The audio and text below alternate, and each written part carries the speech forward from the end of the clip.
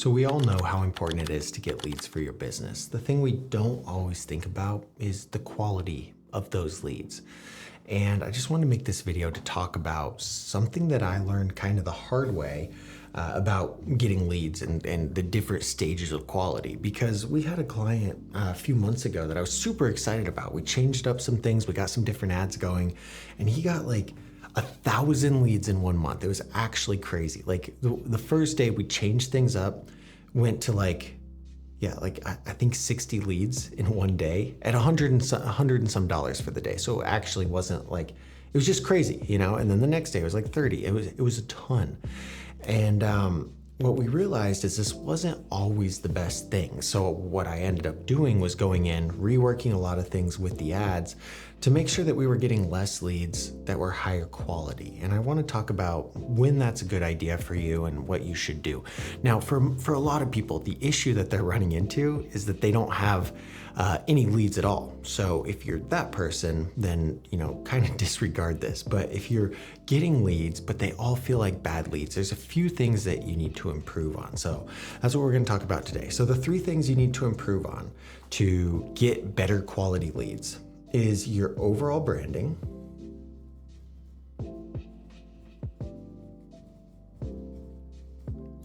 two, and I'll explain each one here in a second, is the friction in your process.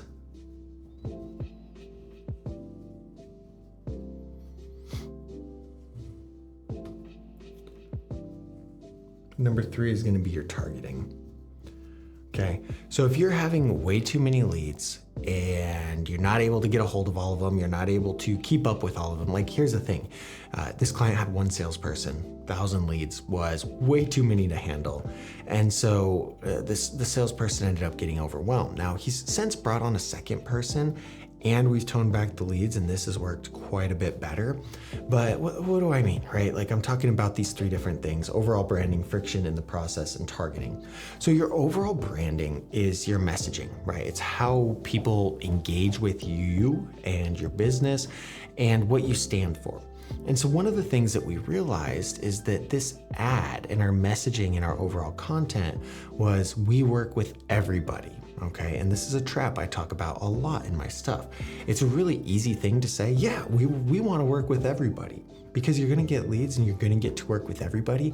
But what you quickly realize is that not everyone can afford your service, and not everyone can afford you. Not everyone wants to afford you, and that's okay. But what you're doing when your messaging and your overall branding says, hey, we're cheap, affordable, and we work with everybody, is you're diluting your message and you're attracting not good customers. And so we were kind of doing that in our marketing and our messages and that overall branding. So what we did is we changed it up a little bit. Hey, we can't do the cheapest stuff like these really big companies, because we feel like we're doing you a disservice. We feel like by doing cheap packages that barely pay the bills, we're not able to treat our employees right. We're not able to give you the product, the backyard that you dream of, right? And so therefore we just, if price really is the thing, we get it, like it is important, then we want to refer you to somebody who can handle that. But we would be doing ourselves, our team, our families, and you a disservice by accepting this work. Now, if you have the budget and you're more interested in value, like, let's have a conversation. So that overall branding, like, a lot of people get caught in the trap, and I've been there too, of, oh yeah, like there's 1 million people, and so I want to work with 1 million people. But the reality is finding the right people who will pay you more money because they actually value you and your service, or they value your pool, your backyard, whatever you offer. They're willing to pay more for that. And your branding has to speak to them. Otherwise, you just seem like somebody who will take on anything and you're just trying to get more money out of them. And nobody likes that. So the second thing here is the friction in the process. The process that we had currently was very simple. It was add to lead magnet, which is a free tool, to info, okay? Essentially this was like our process. And it was so easy for people to fill out their name, their phone number, their email, use the tool, and then we had their info. But what we realized with this isn't really filtering people out. It's too easy. And so people who may not be able to afford a $50,000 plus backyard are still filling this out. And this is okay. Like, it's okay to get leads because maybe eventually they will. But when you have one salesperson, you're bringing in all these leads. You're bringing in 1,000 leads, and let's say 700 of them can't afford you anyway because your process is too easy. There's no disqualification there. Your salesperson has to filter through 700 people to find the 300 good people, and then go through the 300 good people to find the 50 that are actually serious. That's not good. So what we had to do is we had to add more friction to this process. We had to make it a little bit harder for people to fill out their information and actually use this. And what this did is this dropped the amount of leads we were actually doing. Now, is that a good thing? In this scenario, absolutely. This is a really good thing to do. So what we did from the ad is we added a phone number verification. Okay, so that was one thing. Now, when they put in their phone number, they get a text, they have to confirm the code before they can even fill out the ad. Now, this is kind of a marketing no-no to do that, to you want to make it as easy as possible. Well, where we had so many leads, we wanted to cut it back and only get people who were serious. We had to add that in. So by adding that phone verification, it's like, all right, people who are actually serious. But another thing we did is we asked some qualifying questions, like your budget and what's important to you.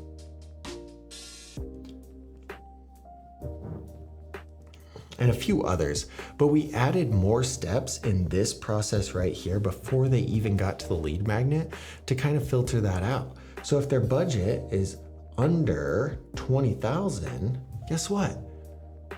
Don't bother with them, because no matter what, they're going to be, they're not going to be able to afford you. And again, that's okay, but you don't have to waste your time on them. So that automatically filters them out. What is important to you? If they say price is really important to them, this is a red flag. Now, this isn't an immediate disqualification, but it is a little bit of a red flag, because if price is all they're worried about, they're going to be a pain in the ass to work with. And so we added a few things here. And then right here, we also added some AI stuff to automatically confirm appointments, to get the bookings, and to filter them out if they weren't interested. So adding all of this friction, we went down from 1,100 leads in a month to about 300 with the same ad spend. With this close rate, we're at about not even 1%, I think, from this. So because all the good leads are getting lost, they're not getting contacted right away, and they're going with something else. I followed up on all of these. I threw them in an automation, and you would be surprised how many of these people went with somebody else because they were never talked to, they were never nurtured, they were never contacted. So we fucked this up pretty big. But anyway, let's say our close rate was 0.5% of this, and maybe it's actually 0.1 of the overall leads. It was a teeny tiny amount. But from this, if we get just 1%, we're doing way more. If we get 10%, we're doing way more. And this bumped up closer to this because these are better people and we can work closer with these leads. We can nurture these leads better. Okay. So this is something that I think is very, very, very important to add in if you are getting way too many leads and you can't handle them and you can't scale. It didn't completely make sense to hire a full team of salespeople or an offshore's VA team to kind of filter these people out when we can add 3 things to the form, filter it down to 300 half decent leads a month, nurture them, and close at a higher percentage. So that's what we had to do here. The third thing is our targeting. Who are we speaking to? Now, the overall branding and that message kind of coincides together, but our targeting is who are we speaking to? So what we had running at the time is we had an overall ad. This was talking about just overall outdoor,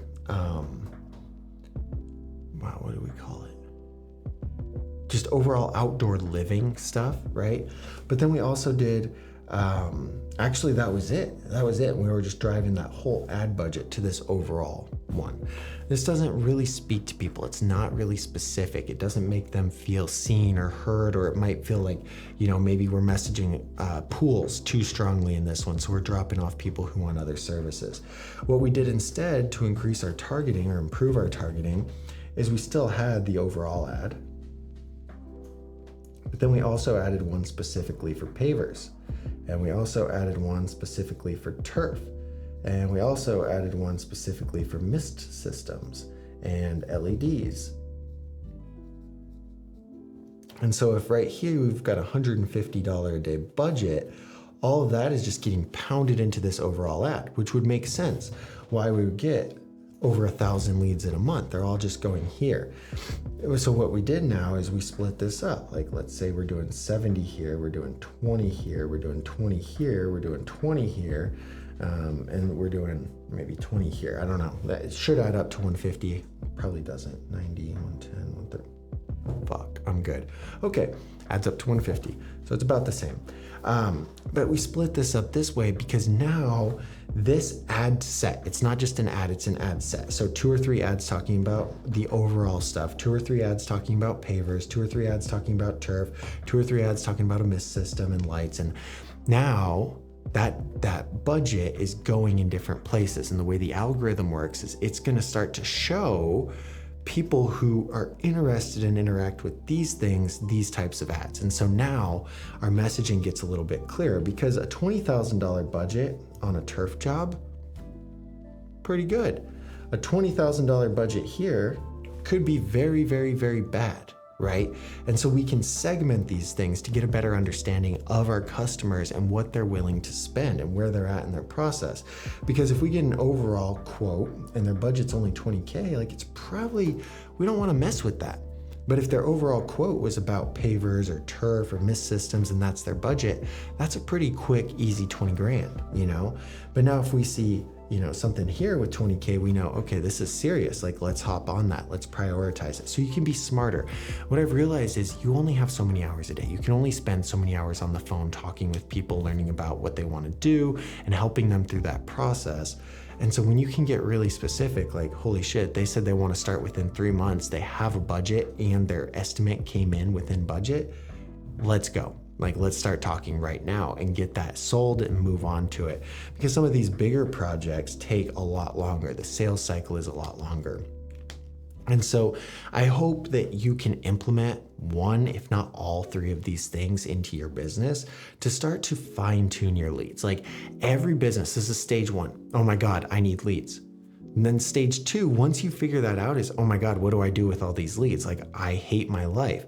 And then stage 3 is figuring out how to comb through those delicately and autonomously, I guess, so that you can get to them as quickly as possible and figure out which ones to prioritize. So if you're at stage 2, oh my God, what do I do with all these leads? This is going to help you immensely. Don't be afraid of losing a little bit of money and potentially getting way less leads, because when you implement these things, the leads that you're going to get are higher quality. You give stronger overall branding, stronger messaging on who you speak with. You put some friction in the process to make sure the people who are getting to you as a lead are actually serious. Then you increase your targeting. You get more specific with your targeting so that the people that see your content are more likely to buy, and you are more aware of what they need so you can sell to them better. So hopefully that's helpful. We work with pool companies here in Arizona, or in the United States. So if you have a pool company and you want to get a bunch of leads and help fine tuning this, let's hop on a quick discovery call, see if we can help you out. We can only work with businesses that are a certain size because it is a pretty good investment in ads and everything like that. But I put a bunch of free videos like this out there so you don't even have to hire me. All that content's out there. I would love to work with you. But all that content's out there. If you're a smart guy, you can figure all this out and do it yourself. But there's a lot of videos, so make sure you check those out. We'll see you guys in the next video.